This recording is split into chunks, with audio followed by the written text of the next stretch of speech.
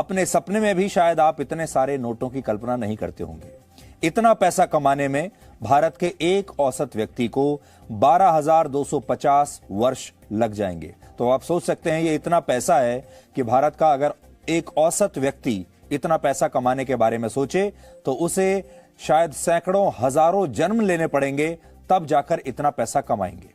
आज कानपुर में एक व्यापारी के घर पर इनकम टैक्स का छापा पड़ा और उसके घर से इतना पैसा निकला कि इनकम टैक्स के कर्मचारी गिनते गिनते थक गए और आखिरकार नोट गिनने वाली 8 मशीनें लगाई गईं और खास तौर पर नोट गिनने के लिए स्टेट बैंक ऑफ इंडिया की मदद लेनी पड़ी।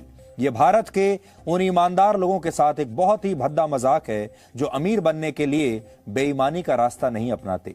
ये नोट देखने के बाद आपके मन में भी लालच तो जरूर आएगा और मन में यह बहस भी छिड़ेगी कि सच्चाई और ईमानदारी की गरीबी सही है या बेईमानी और चोरी की अमीरी अच्छी है। तो अब आपको इस इनकम टैक्स रेड की पूरी कहानी बताते हैं।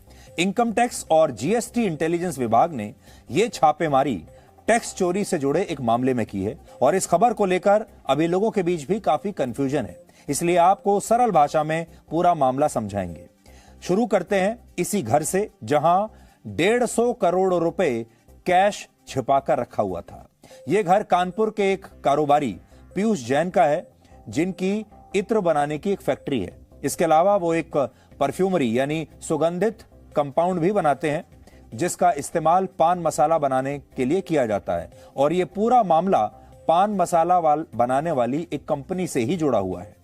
दरअसल अहमदाबाद की जीएसटी इंटेलिजेंस टीम ने पिछले दिनों 4 ट्रकों को पकड़ा था, जिनमें पान मसाला और दूसरा कच्चा माल सप्लाई किया जा रहा था। जब पुलिस ने इन ट्रकों की जांच की तो पता चला कि इनमें ले जाए जा रहे सामान का इनवॉइस था ही नहीं।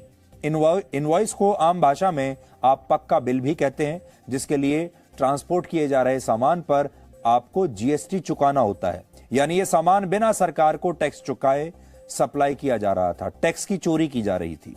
मामले की जांच जब हुई तो पता चला कि ये कैश शिखर पान मसाला नाम की एक कंपनी से जुड़ा है और इसके बाद जांच टीम ने इस कंपनी के मालिकों और उसके ट्रांसपोर्टर के घर पर, दफ्तर पर और फैक्ट्री पर छापे मारे। इस दौरान इस ट्रांसपोर्टर के ठिकानों से 1 करोड़ रुपए और 200 फर्जी बिल बरामद हुए। इससे अहमदाबाद की जीएसटी इंटेलिजेंस टीम को यह समझ में आया कि कानपुर की यह कंपनी बड़े पैमाने पर टैक्स चोरी करके अपने सामान की सप्लाई कर रही है। इस मामले की जांच के दौरान ही इत्र के कारोबारी पीयूष जैन का नाम आया और वो ऐसे आया कि इस पान मसाले में इस्तेमाल होने वाले परफ्यूमरी कंपाउंड इस कारोबारी की फैक्ट्री में ही बनता था और ये फर्जी बिल भी उसी ने बनवाए थे। इनकम टैक्स के कर्मचारी जब इस कारोबारी के घर पहुंचे तो उसे इतना सारा कैश मिला कि इन नोटों को गिनने में लगभग 2 दिन लग गए।